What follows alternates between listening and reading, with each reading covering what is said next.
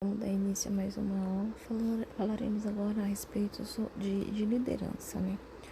O que é a liderança? Né? O que podemos dizer com a liderança? Nada mais é o que? É o cumprimento de obrigações, né? De tarefas, né? Onde nós temos que ter um zelo, né? De tomar cuidado para a gente acabar não influenciando as pessoas fazerem algo que não deve, né? Então vamos dar uma continuidade. Liderança é a arte de induzir pessoas a cumprirem as suas obrigações com zelo e correção, né? É a capacidade de influenciar as pessoas a fazerem aquilo que deve ser feito, né? Influenciar, mas sempre na parte do bem, né? Nunca na parte do mal. Não podemos influenciar uma pessoa a fazer algo de errado, né? Temos que influenciá-la a fazer algo correto, algo do bem, né?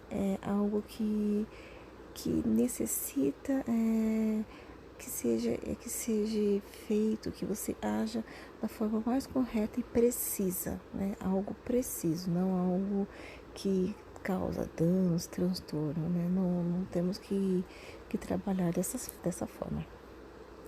E quais são os fatores de liderança? Nós temos a competência profissional, a personalidade, a posição hierárquica e o relacionamento, né? Que acaba falando sobre inteligência. Na competência profissional, o que a gente vai abordar? Né? Tudo que tiver relacionado ao conhecimento geral e técnico, né? Tudo que o chefe possui, né? Nós vamos avaliar quem tem maior competência profissional, quem vai exercer uma liderança em relação àquele grupo, quem tem mais preparado, né? É essa forma que a gente coloca como competência. Quem tem mais qualidade, né? A parte de personalidade diz respeito a quê? Aqueles atributos como o seu tipo de caráter, como que é o seu temperamento. Então, está envolvendo a sua personalidade. Uma posição hierárquica quer dizer o que? A autoridade da chefia em relação àquele subordinado, né? Eu vou avaliar a minha estrutura organizacional. Quem é que vai ter? Quem vai possuir essa autoridade da chefia, tá? E no relacionamento precisa ter bastante inteligência, né? Para poder fazer a junção de tudo que foi passado a respeito de competência, personalidade e uma posição. Porque eu trabalho num contexto geral. Se eu tenho um colaborador que saiba se relacionar, né? Que tenha um conhecimento impecável, que tem aquele senso de liderança, tô tendo um relacionamento, tô tendo uma inteligência em colocá-lo nessa posição, né? Se eu respeito tudo que é me posto, o temperamento das pessoas, a forma que as pessoas agem, o tipo de caráter, eu tenho um tipo de inteligência. Então a gente acaba agregando, né, todos esses fatores de liderança que são essenciais e está no nosso convívio, no nosso dia a dia. Temos também as características de um líder. O que ele precisa ter? Precisa ser inteligente, adaptabilidade, ser criativo, ter cooperação e ter uma vivacidade, né? Mas inteligência falando o quê? Porque ele tem que avaliar qual é a melhor solução, né, para ele poder resolver os seus problemas, né? Porque lidamos com N tipos de problemas. A gente tem que ser inteligente, não podemos simplesmente julgar ou agir da forma que, eu vou fazer desse jeito. Não. Lidamos com seres humanos, com pessoas que cada um tem um jeito, uma personalidade e acaba sentindo de uma forma diferente da outra. Então eu preciso ser inteligente e maduro para isso, né? A adaptabilidade é aquela pessoa que tem capacidade para fazer qualquer mudança, independente de qual seja, né? Hoje, vamos dizer, na enfermagem, eu estou no pronto-socorro adulto e simplesmente me informam que eu vou começar a atuar na UTI adulto. Eu preciso ter essa adaptabilidade, né? Aquela minha capacidade de me adaptar a alguns tipos de mudanças. Mudanças que são constantes no nosso dia a dia, né? E a gente está sempre tendo que trabalhar isso. Parte de criatividade é o quê? Sempre buscar solução. E a gente pode buscar das maneiras mais inusitadas, né? De forma criativa, que garante um processo seguro. Então, a gente vai procurar a trabalhar dessa forma. Quando eu falo de cooperação, é trabalhar em conjunto, né? Ser unido, ser uma equipe, né? Fazendo com que aquele trabalho seja executado, efetuado da melhor forma. Né? Vamos trabalhar num conjunto, cooperando com tudo que for necessário, com todas as atividades que a gente vai precisar. E a vivacidade é aquela atenção, né? Como as coisas vão acontecer, né? Como a gente vai demonstrar, como vai ser. Né? Então a gente tem que ter essa vivacidade, ter um olhar mais vivo, mais atento. Temos também a autoconfiança, que demonstra o quê? Eu vou demonstrar confiança quando eu estiver me posicionando nas minhas atitudes, né? Então eu preciso o quê? É fundamental que eu tenha conhecimento, que eu tenha como chegar e explicar e expor o que eu estou dizendo, né? Não posso simplesmente chegar e agir da forma que eu acho que tem que ser. Eu preciso ter essa autoconfiança, ela precisa estar comigo a todo momento. E isso 24 horas da nossa vida, né? Integralidade pessoal. É uma pessoa que respeita seus valores, né? Ela tem opinião, tem as suas convicções, né? Então a gente tem que a parte pessoal dela, ela tem esse tipo de integralidade, não vai ser mudado. Eu tenho que saber lidar com esse tipo de pessoa, né? Equilíbrio e controle emocional. Quando eu falo isso, eu falo o quê? Eu preciso colocar a minha inteligência emocional em primeiro lugar, né? Porque para mim ter um equilíbrio, eu preciso ser inteligente. Eu não posso agir por impulso, né? Eu vou pensar, raciocinar direitinho, né? Vamos ver o que vai acontecer, né? Não é simplesmente deixar acontecer e pronto, né? Então eu preciso ter esse equilíbrio, né? Eu não posso agir assim. O não conformismo. O que acontece? Não aceitar, né? Fazer as coisas sem raciocinar, né? Agir sem questionar, né? Só colocar e não obter um feedback, né? Eu não me conformo. Simplesmente eu não aceito, foi proposto isso, eu não aceito, vamos fazer e pronto. Não podemos, são alguns tipos de características que, infelizmente, alguns líderes têm. Em alguns momentos, essas características são essenciais, dependendo do cargo que a pessoa tem, né? Mas, na maioria das vezes, a gente tem que saber moldar e trabalhar, porque a gente acaba influenciando muito no nosso colaborador, né? Independência, que eu vou fazer o quê? Vou tomar decisões por minha conta, né, da forma autônoma, né, e vou arcar com todas essa responsabilidade que vai vir para mim, né? Quais são as capacidades? Eu tenho a capacidade de angariar a cooperação, que seria o quê? Ser uma pessoa mais persuasiva, né, convincente, que eu consigo fazer com que as pessoas sigam o que está sendo proposto, entendam e compreendam e sigam as minhas ideias, né? É uma habilidade interpessoal, é aquela pessoa que tem um bom relacionamento com as pessoas, né? Se dá bem com todo mundo, consegue interagir, agregar as informações e consegue passar isso para as outras pessoas, né? E a diplomacia, que é manter um bom relacionamento com todo mundo, independente da área, independente das pessoas, né? A gente vai manter aí da forma mais íntegra e segura, tá? Tem a diversidade na organização do indivíduo, né? Que dentro do contexto de empresa, essas coisas, está ligada à discordância, à divergência, à consequência, alguns conflitos de ideia, posturas de conceitos. A gente vai tratar um pouquinho dessa forma, né?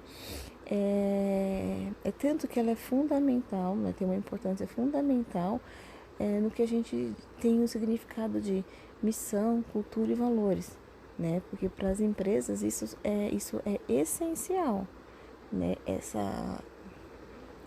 Esses significados, né? E a gente tem que aplicar isso no dia a dia, né? Porque precisamos ter uma missão, né? Eu preciso definir certinho, né, a minha cultura, né? Quais são os meus valores, e tudo isso eu vou reverter em que forma? Na forma prática, vou colocar lá para os meus colaboradores começar a atuar, né? Eu quero mostrar para eles o que eu tenho de melhor, o que a gente tem proposto para os nossos colaboradores, o que eu tenho proposto também para os nossos clientes, né? Então a palavra ela está intrinsecamente ligada à discordância e divergência que consequentemente irá culminar em conflitos de ideias e postura de conceito dependendo do assunto que será tratado, né? E aí a gente fala um pouquinho o que é como fala? Significado de missão, cultura e valores para as empresas, né? Então, é a definição dada para apresentar ao mercado os funcionários, acionistas, parceiros, para que a empresa exista e para que ela e qual é a sua finalidade, né? Para que ela está ali? Quais são os nossos interesses a respeito de tudo isso, né? Na verdade, quando a gente fala de missão, a gente está querendo mostrar o que para os nossos clientes, né? Que eles vão ter o quê? Um entendimento de qualidade, né? Eu estou otimizando com que tudo que ele venha a necessitar vai ser lucrativo para eles, vai ter uma qualidade, vai ter tecnologia de ponta, né? Nós temos parceiros que estão associados, independente, eu vou te dar um exemplo de convênio, do tipo de convênio que ele tem, que tipo de cobertura que ele faz, né? Então, assim, eu tenho essa missão, né? Então, eu vou estar sempre mostrando para o meu cliente o que eu tenho de melhor na minha instituição. Fazendo com que? Fazendo com que eu traga esse cliente para a minha instituição, né? Eu vou focar sempre no que é principal, no meu serviço. Um exemplo, se eu tenho a minha parte maior, minha lucratividade maior maternidade, vou falar para ele que o meu ponto forte é materno infantil. E eu vou visar isso, né? Sempre pensando no que é melhor, o que eu tenho para proporcionar para eles. Então, um pouquinho de exemplo, né? Mostrar que os meus valores são pilares internos, né? Que são ações que apresentam conduta, pois a minha empresa é uma empresa séria, de caráter e de responsabilidade, né? Então, eu vou sempre mostrar para os meus funcionários, para os meus colaboradores, que nós estamos ali com um propósito e a gente quer evoluir e melhorar sempre, né? Vou mostrar também que tipo de conduta eu tenho que ter, né? Vou ser uma pessoa ética, né? Eu vou sempre brisar nos meus valores, né? Principalmente se eu for uma empresa multinacional, né? Que ser muito mais conhecido e eu preciso deixar isso de uma forma mais nítida, né? Se houver clareza entre missões, valores e cultura organizacional, eu vou ter que fazer vou desenhar, né? E vou mostrar o que eu quero primeiro, qual é o meu primeiro conceito de tudo isso, né? O que eu vou definir a respeito da cultura da minha empresa, né? Como que eu vou colocar em prática tudo isso, né? Levando em conta o que? A história que eu tenho da minha empresa. Eu não posso esquecer disso, que toda empresa tem uma história inicial, né? Nem sempre é algo que começou muito bom lá de cima. É aquela história que a pessoa veio, né? Foi crescendo, foi ganhando confiança, foi ficando forte. Então eu tenho que dar esse tipo de valor também. né? E aí, quando a gente fala a respeito de indivíduo na organização, nós estamos falando do quê?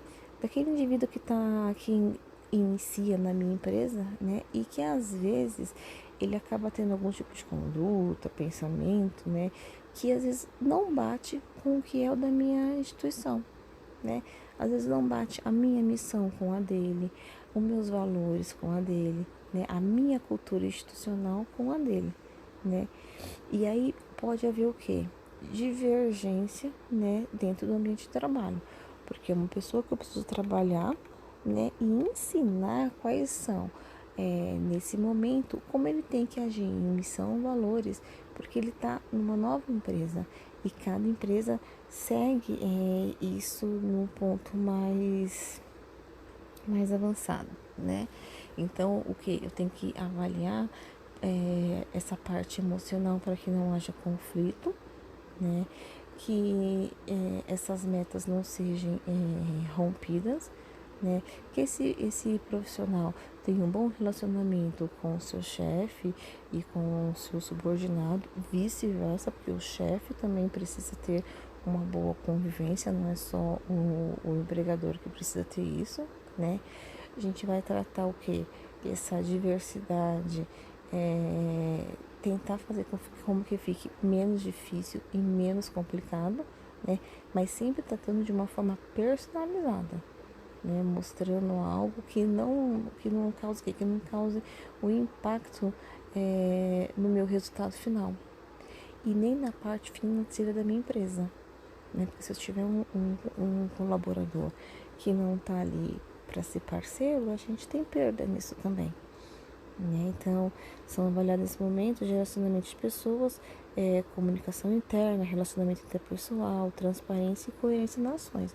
A gente vai ser bem claro, né? Vamos deixar em pratos limpos, mostrando na verdade o que está acontecendo, né? Hoje a grande maioria das empresas tem utilizado como ferramenta a pesquisa de clima para trabalhar essa questão a partir de onde eles fazem um mapeamento, eles conseguem traçar ações e planejamento, né, de uma forma que fique eficaz e que fortaleça a relação de comunicação entre essa gestão de processo e pessoas no ambiente de trabalho, né, trazendo mais diversidade aí no contexto do nosso trabalho, né? Quando a gente fala de administração de emoções frente à diversidade, a gente fala o quê? Do controle de emoção, né? A gente vai ver que às vezes a gente age de forma indesejável, né? Pois algumas pessoas conseguem controlar-se, né? Tem pessoas que conseguem não explodir, outras não, né? Outras não conseguem. E isso pode o quê? Pode prejudicar nesse processo de sucesso, né? Às vezes pode ser considerado um requisito indispensável, né? Outras vezes não, né? E eu preciso ter esse controle emocional, né? Porque a partir do momento que eu tenho, eu posso criar alguns obstáculos na minha forma de crescimento, né? Então, a capacidade das pessoas se relacionar com o outro é complicado, porque envolve valores. Cada pessoa tem um tipo de valor, cada pessoa aprende de um jeito. E aprender a aprender é algo muito complicado, mas é muito importante porque a gente consegue descobrir qualidades técnicas, né? Então a gente tem que estar sempre envolvido no aprender a aprender, né? Há uma série de emoções que a gente acaba transparecendo, né? Às vezes sensações negativas, né? Então, todo mundo tem medo, mágoa, sente aquele momento de culpa, tristeza, né? Angústia. E isso pode o quê? Pode afetar aquela parte do seu ambiente de trabalho, né? E uma atitude inadequada frente a essa situação, às vezes, é exposta sem você nem perceber. Ou alguma pessoa acaba fazendo você expor isso de uma forma que não seria uma forma legal, né? Não seria uma forma que estaria me ajudando, e sim me prejudicando, tá? Então, o que a gente vai pensar? Vamos pensar o seguinte: as emoções prejudicam o relacionamento com os outros, né? Com a sua produtividade, com a sua motivação para o trabalho? Pense um pouco, né? dependendo da emoção que eu tiver, pode atrapalhar, como também pode me ajudar, né? Então a gente vai avaliar de várias formas, porque assim, eu tenho que avaliar aqui. Às vezes eu preciso adquirir aquele hábito de refletir, né? De pensar um pouquinho, né? Como eu vou agir com as emoções, com algum tipo de sensações, né? Porque às vezes essas ideias chegam e acabam se desenvolvendo na mente da gente. E a gente às vezes nem espera e a gente já está agindo dessa forma de impulso, né? Aí a gente vai, o que você tem feito para reduzir o efeito negativo desse sentimento? O que você trabalhou nisso? Né? Você foi conivente com a situação? Deixou simplesmente a sua mente agir e você foi, né? Seguiu a maré, seguiu as ondas, né? Todo sentimento pode ser controlado, né? Vai depender do alicerce e da forma que tudo isso foi construído. É algo para se pensar também, né? Então a gente tem que ter esse hábito de refletir. Nós precisamos refletir em todos esses momentos, né? Muitos casos acaba quando a pessoa às vezes age e tem esses efeitos negativos de sentimento. Em muitos casos a pessoa acaba sofrendo um estresse absurdo, né? Uma pressão, né? Onde às vezes ela não consegue suportar o que está sendo, né? E começa a apresentar comportamentos inadequados, né? Às vezes bobeiras que passam na sua cabeça, né? Ou simplesmente não quer saber, acaba falando palavras ofensivas que naquele momento não era necessário, né? E aí você acaba achando problemas em situações dos outros, mas esquecendo de si, das coisas que você tem. Né? Um exemplo que a gente coloca é um exemplo dentro do meio organizacional, onde muitos casos sofrem estresse, né, que nem sempre é suportável e viável, né, como é apresentado em algum comportamento. O que vem à mente, na verdade, a gente vai dar um exemplo como assim, vou ficar até mais tarde para amanhã começar outra atividade, ou não quero nem saber, não sou burro de carga, né? Fulano sai às 18 horas e não está nem um pouco preocupado. Ele sim tá certo. A gente sempre escuta uma frase dela. Ó, tá vendo? Enrola o dia inteiro, né? Mas olha lá, fazer o quê, né? É o queridinho do chefe. Então são situações que a gente tem que saber trabalhar de uma forma diferente. Por quê? Criar um slogan do alto comando, isso pode causar situações que às vezes de uma forma pode soar muito ruim, né? E criar um slogan mental, às vezes, se você conseguir fazer isso com calma, né? Avaliando a situação, planejando, né? Evitando que tenha uma agressividade, fazendo que tudo seja cooperar, haja uma cooperação de uma forma bacana, né? Que você consiga ouvir o que a pessoa tem para te dizer, né? Sem você reclamar, né? Dando possibilidade dela se explicar, dela se comunicar com você, de se expressar. Então, assim, é muito importante a gente fazer, às vezes, um pouquinho de alguns exercícios de relaxamento. Para fazer com que? Para fazer com que a mente da gente descarregue, né? Então, se todos nós, todos os dias, fizéssemos um pouquinho isso, a gente conseguia trabalhar essa parte de uma forma melhor, e esse processo nosso de diversidade ficaria mais rico, porque a gente conseguiria absorver tudo que o próximo tem de bom para estar nos proporcionando, né? O que tá para trazer de diferente para a gente. Então, assim, é importante fazer exercício para relaxar e descarregar tudo que ficou entalado, né? Durante o dia a gente vai fazer o quê? Faz uma ginástica, né? Um exercício respiratório, uma massagem, né?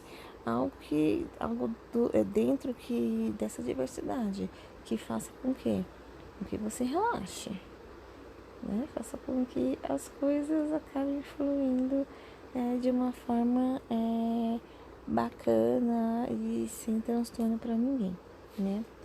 Aí a gente fala que buscar o caminho do autoconhecimento é uma saída que deve agregar valor nesses processos, avaliar qual o limite, até onde eu consigo suportar, né, esse tipo de pressão, ou até mesmo com tipo de agressão, né? Porque tem pessoas que agem, tem líder que não se atentam à forma agressiva que acaba lidando com o seu colaborador, né? E a gente tem que saber observar isso, né? Permitir se privar-se de trabalho, né? Que envolva essa parte emocionalmente, né? Menos possível e que, assim, eu tenho em mente que a empresa quer o quê? Que é um profissional totalmente inteiro, não quer metade de um funcionário, né? Porque não vai render para mim, né? Porque se eu tenho um funcionário inteiro, eu tenho um funcionário comprometido, eu tenho um funcionário mais feliz, eu tenho um funcionário com humor maravilhoso, né? Eu tenho um funcionário que consegue replicar todo o seu conhecimento que ele tem de melhor. Então, é muito melhor para a empresa, né, quando ela tem um profissional totalmente equilibrado, né, que pensa nesses valores, que trabalha as suas emoções, os seus sentimentos, né, e que se entrega por inteiro, né, não tá ali pela metade, tá? Então, assim, nós temos que sempre observar o que a minha empresa tem me solicitado e honrando sempre a missão, os valores e a cultura da minha empresa, pois através disso que eu tenho que o enriquecimento da minha empresa e os benefícios também, né? E aí a gente fala a relação homem-trabalho, em que era? Nessa era nossa de teleinformação, né? Que é uma era muito, tem uma essência muito grande, né? Onde a gente constitui a nossa vida e muitas das vezes isso é constituído aonde? Em torno do trabalho. Porque muitas pessoas passam mais tempo trabalhando do que em casa, né? Então, assim, a gente vai observar o quê? Que antigamente, a gente trabalhava com aquelas tarefas artesanais, né? E a gente foi mudando para a parte industrial, né? E essa atividade humana vive sofrendo alterações, né? Até hoje a gente sofre essa transformação, né? Do mesmo modo, atravessamos um período marcado por características que vão refletir na relação atual, né, que as pessoas têm no ambiente de trabalho, né? E uma dessas características é a própria velocidade da mudança, né? Como que estão se transformando, né? A tecnologia está assim fora do normal, a gente está sempre, cada dia que passa, há um tipo de mudança, é uma experiência nova, daí a gente tem que fazer o quê? A gente tem que se permitir adaptar-se a isso, né? E sempre com aquele objetivo de quê? De impor um novo, né? Vou impor, vou chegar, vou fazer alterações, né? Vou mostrar quais são as funções, para que serve e trazer isso para o nosso cotidiano, para o nosso dia a dia, né? Ao mesmo tempo, a necessidade de decretar uma área de trabalho onde a empresa, né, vai substituir essas alterações, sustentando sempre uma forma de comunicação mais integrada, né, através de computadores, né, onde as ideias serão avaliadas, mesmo sendo na forma de escritório, né, que nós vamos trabalhar num parâmetro totalmente diferenciado, né? Então a gente tem que observar o quê? Que agora tudo que for da parte de tecnologia, de negócio, nós vamos precisar ter o tipo de instalações, né? Mas lembrando que a globalização tem uma característica fundamental e a parte econômica também muitas vezes acaba pesando, né? E tem empresa que acaba que como fala, distribuindo algum tipo de matéria-prima, né? e vai fazer o quê? Observa as suas diretrizes e eles vão avaliar quais são as perspectivas que esse público, que esse mercado vai ter, né? Eu vou ter uma crescente, né? A minha adaptação vai ser rápida, né? Então, como vai ser o ritmo disso? Qual vai ser as exigências tomadas, né? Será que vai ter definições e definições? Eu vou conseguir me adaptar da forma correta?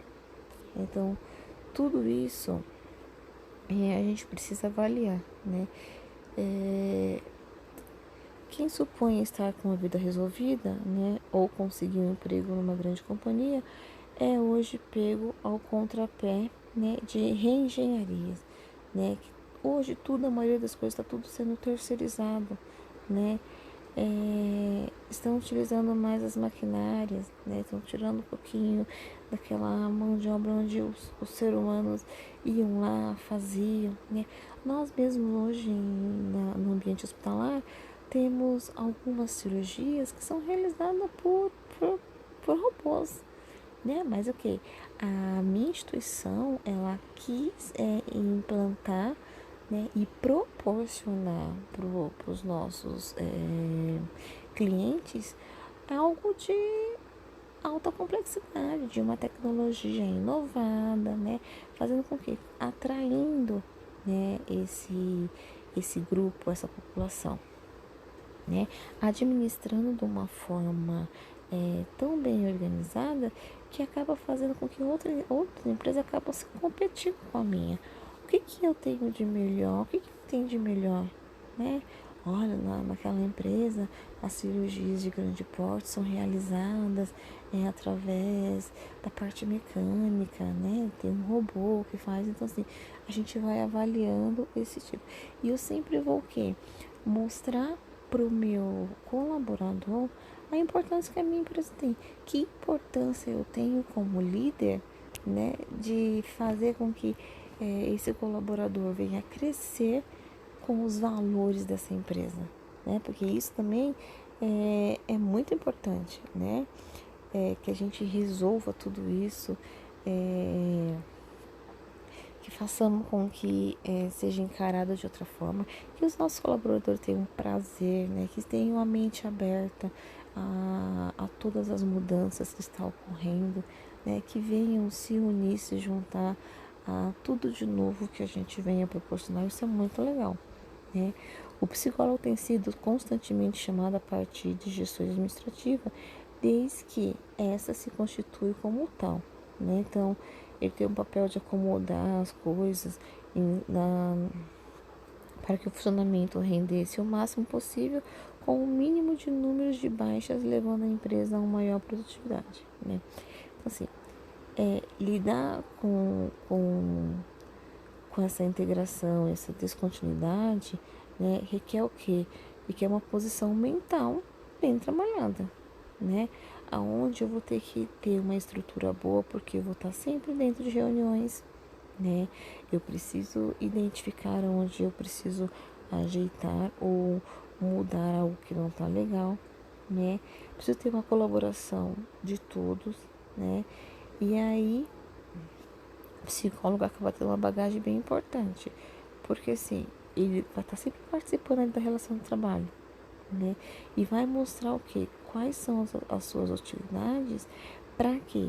Para que esse conhecimento adquirido ali tenha uma experiência de uma forma legal e que eu consiga trabalhar isso no meu funcionamento psíquico sem trazer danos e sem acabar prejudicando ninguém, né? Então, assim, de um lado temos a possibilidade de treinamento, né, de funcionários, né, que poderiam se tornar multiplicadores de novas visões e que fazem necessário frente ao nosso paradigma de relação com o trabalho, né? Então, assim, eu sou um líder, eu vejo algo que pode agregar positivamente a minha equipe, eu proporcionar um treinamento para os meus colaboradores, para os meus funcionários, né? Porque eles podem ser multiplicadores, não só na minha empresa, fora dela também, né? Então, eu vou estar passando esse tipo de informações para meus clientes. E com isso, eu tenho profissionais mais qualificados, né? Vou ter vantagens nisso tudo, né? Vou ter uma garantia de que eles não vão, que eles na verdade não vão ter aquela tarefa fácil, né? Aquela coisa de buscar o que é difícil, né? De ir atrás, de honrar, de mostrar que foi capaz, né? Então, os campos de atuação poderiam ser variados, né? Porque eles iam ter negociações, iam ter uma relação de trabalho muito mais positiva, preparação para novos elementos, algo novos que eu posso estar implantando na minha empresa, né? Fazer com que as pessoas conheçam e se dê a chance, né? De se adaptar, né? De evitar uma autossabotagem, né? De que acabe fazendo que